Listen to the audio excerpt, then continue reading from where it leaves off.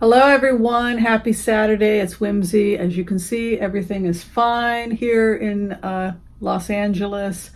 It was interesting. Last night, I was going for a walk with a friend of mine, and we felt the earthquake. And I've been in so many earthquakes that it was more like, ooh, we're having a little bit of a rumble.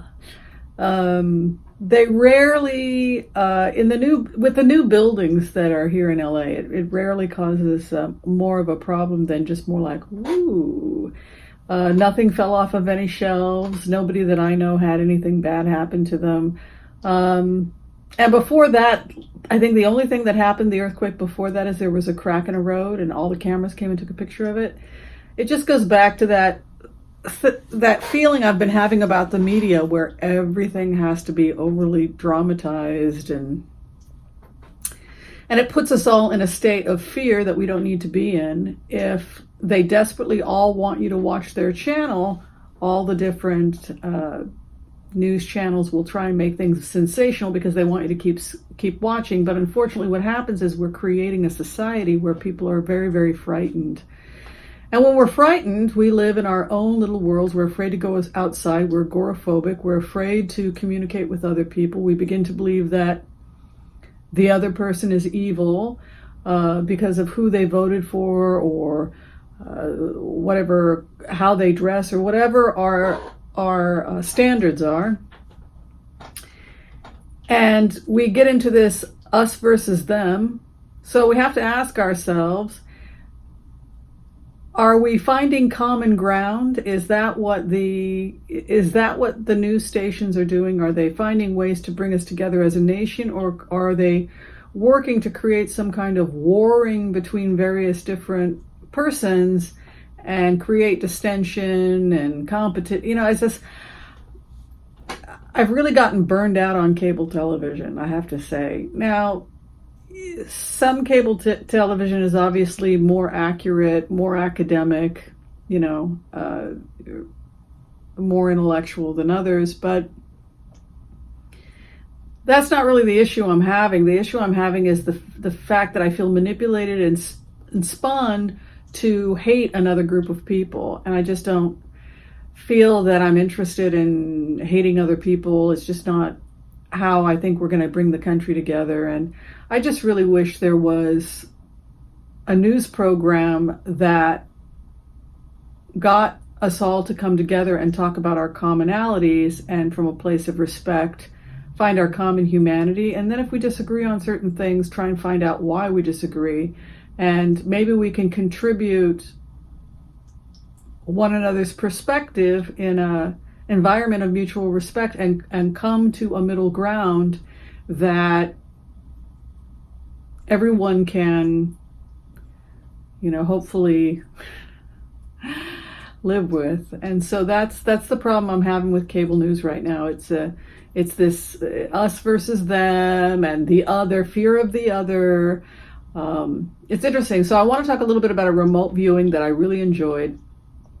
The remote viewing happened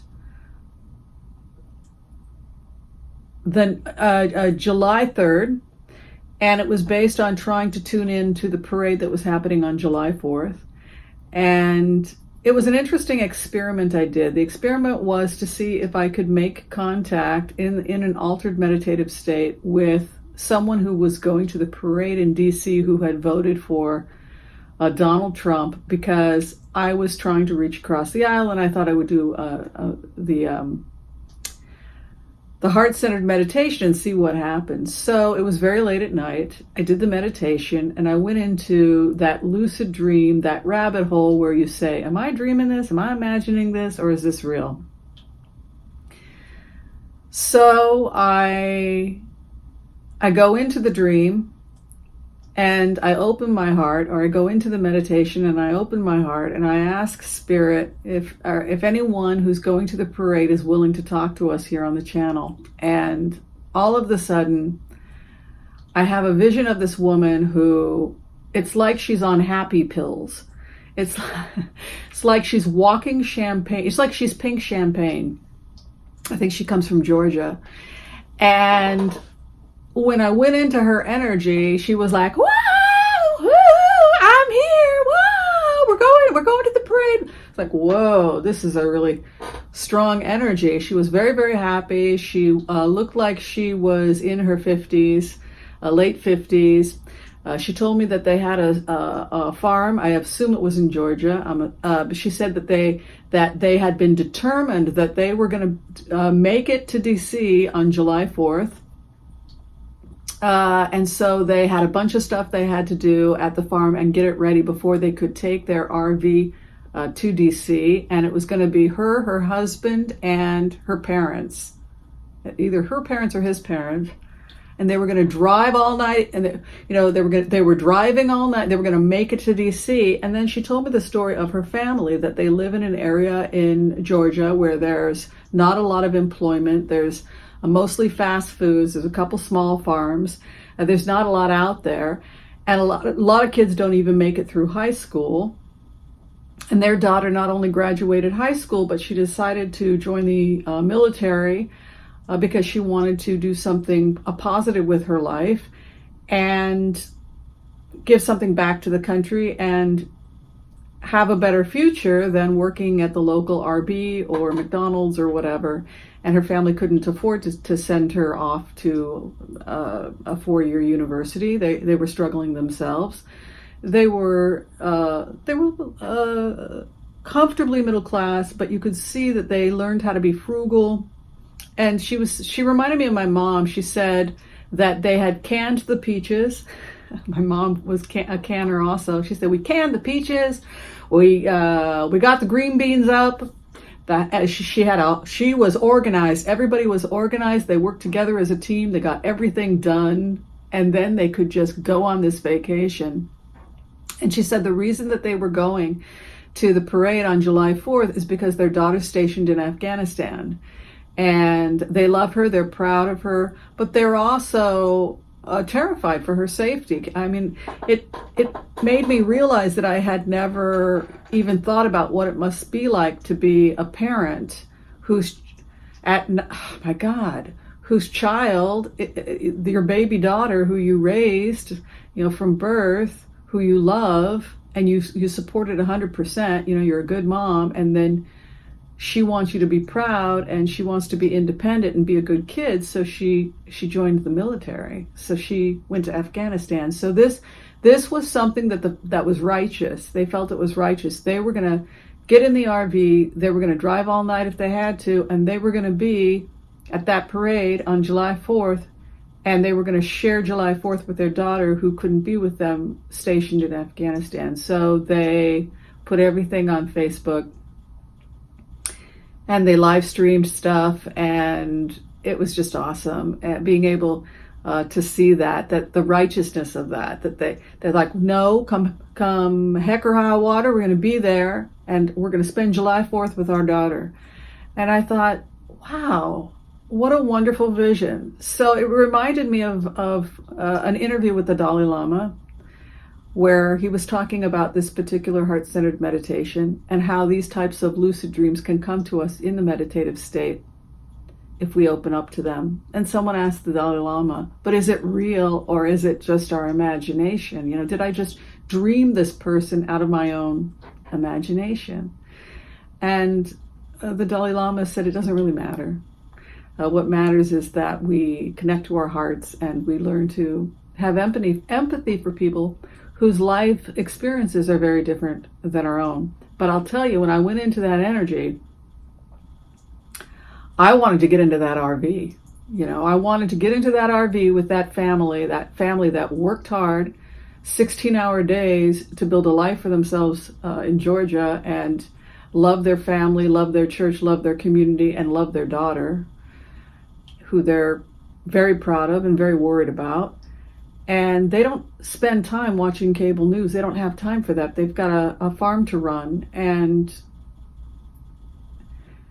they don't pay the tweets much mind. They don't have time for that. They're working 16-hour days. It wasn't about anything like that. It was about a desire to be with their daughter on a day that was important to the family. So I just wanted to share that vision, that dream, my imagination, or whatever it was, to just say that that was what came out of my inner meditation when I attempted to connect with the people who had gone to the parades. And that's a very different vision of the people who went to the parades than a bunch of horrible deplorables who are neo-Nazis that are trying to destroy the country. Yes, there are really sick, crazy people out there, but not everybody that's coming from a small town, who's a farmer who decided to drive up that night is a horrible person.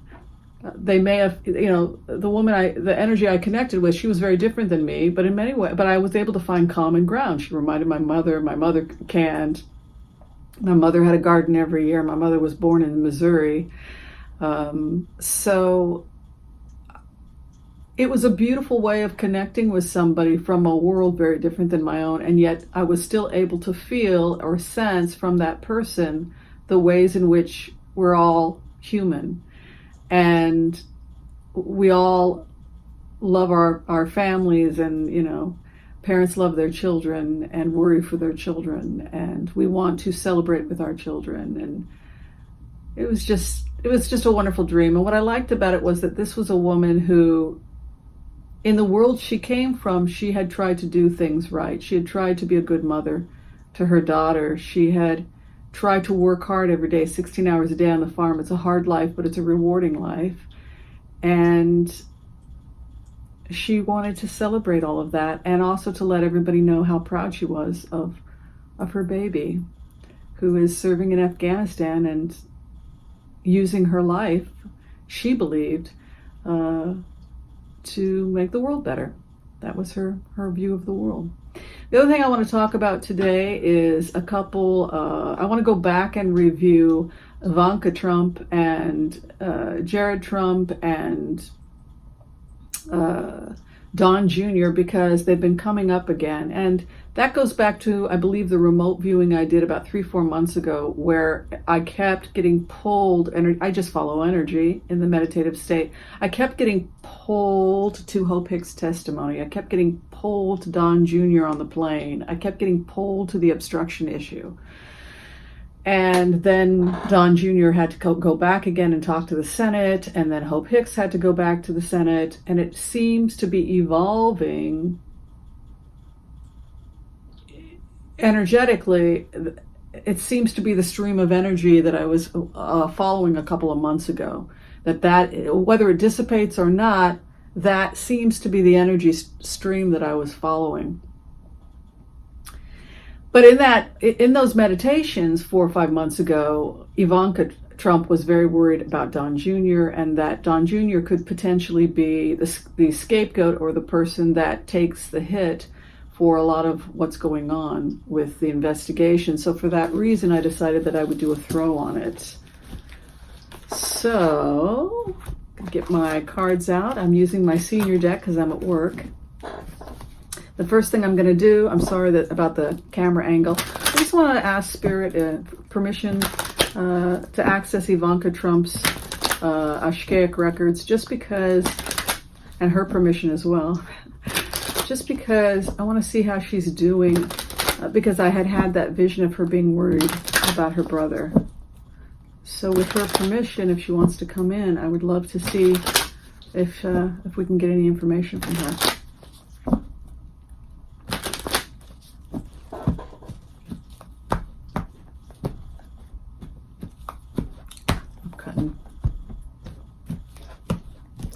The base card of the matter, it's a time in her life which is a new beginning.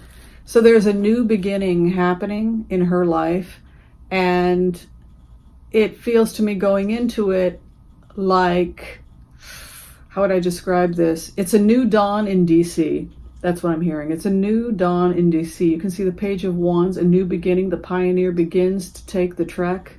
So something new is beginning. But also there's a Nine of Swords moving in. She's not sleeping. She's stressed out. The pressure is increasing on her. So she feels pressured because of some new expectation or the sun rising, a new beginning that's happening in DC.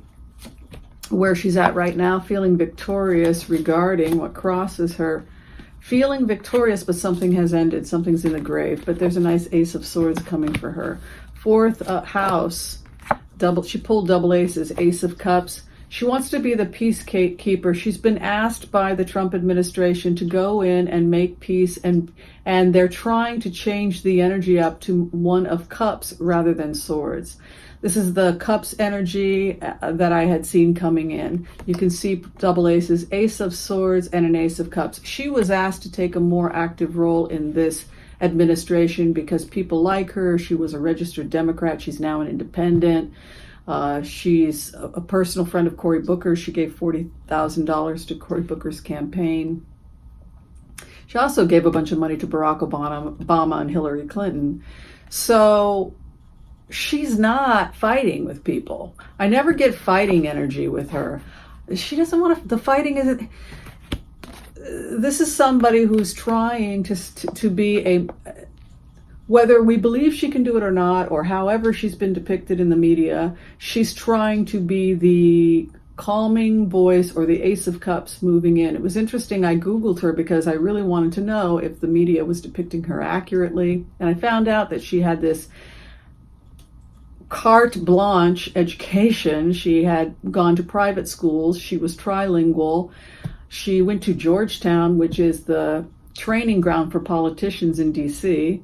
And then after attending Georgetown, she went on to Wharton, graduated at the top. She was one of the top people in her class with a degree in economics. And I thought, wow, that's not how the media depicted her. They depicted her as a dumb bimbo blonde. Well, how can you be a dumb bimbo blonde and then go to Ivy League schools and then go off to Georgetown and Wharton and graduate top of the class with...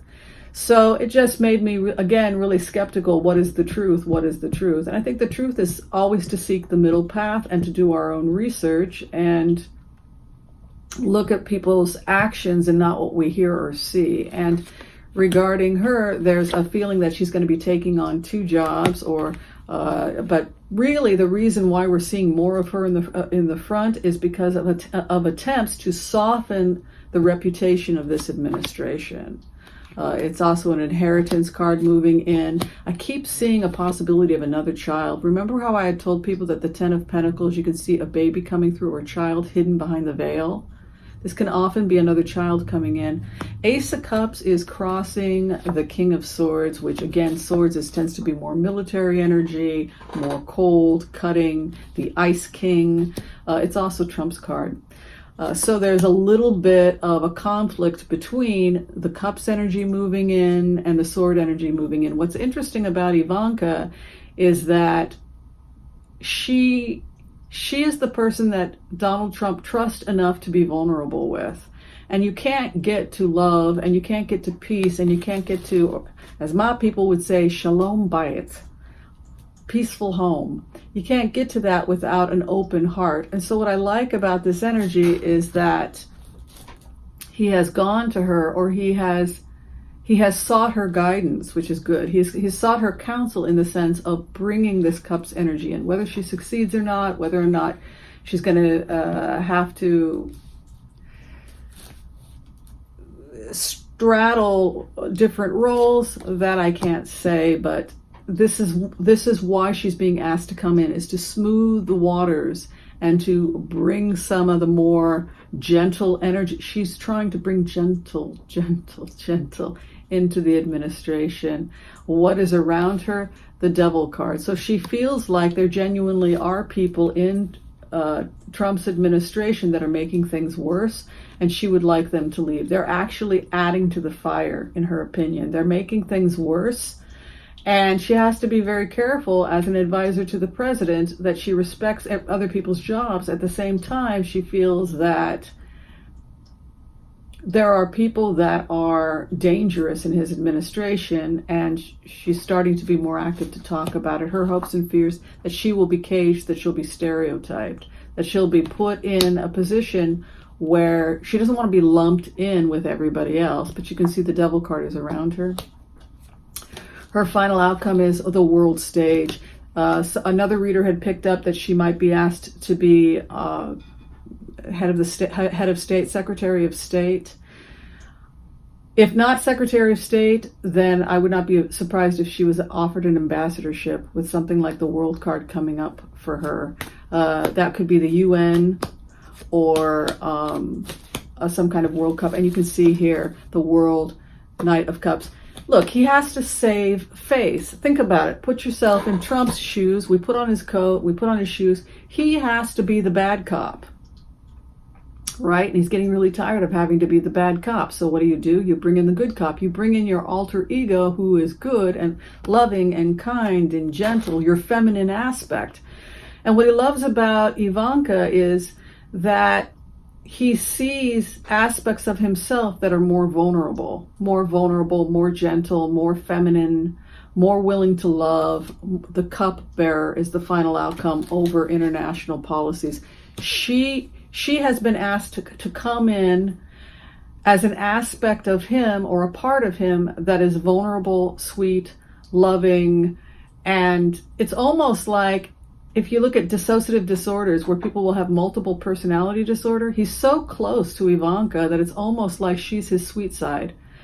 But he can't go up on the stage and say, let's all work together and love one another, because that isn't the character he's created. That isn't the role he's taken on. So instead, he has gone to Ivanka for help. And so that's what she's trying to do.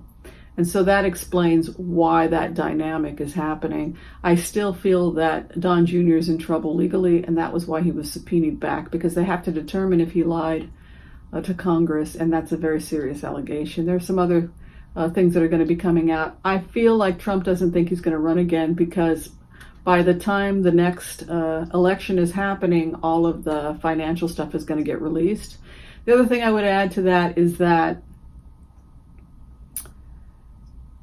not only is there going to be a lot of financial stuff that's going to come out, but people are trying desperately to save their own elections, their own re-election campaigns. And so we're going to see people jumping the ship a little bit, becoming independents, running from because they see the train that's coming.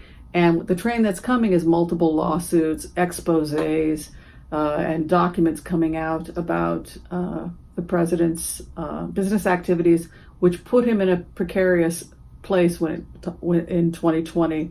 He might be able to overcome it, but I don't think he can overcome it until he begins to bring this Ace of Cups energy in and bring people onto his administration that are a little bit more gentle, because right now his brand is really harsh with the children in cages, the violence, the extremism.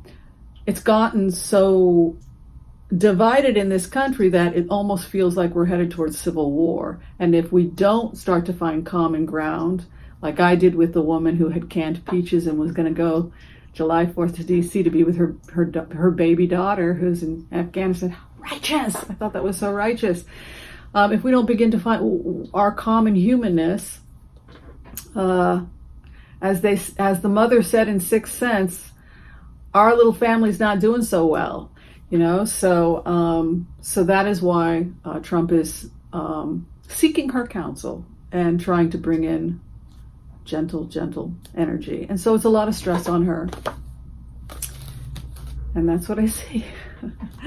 All right, thanks everybody. I love my job, and I love bringing these remotes to you. Be well. Bye-bye.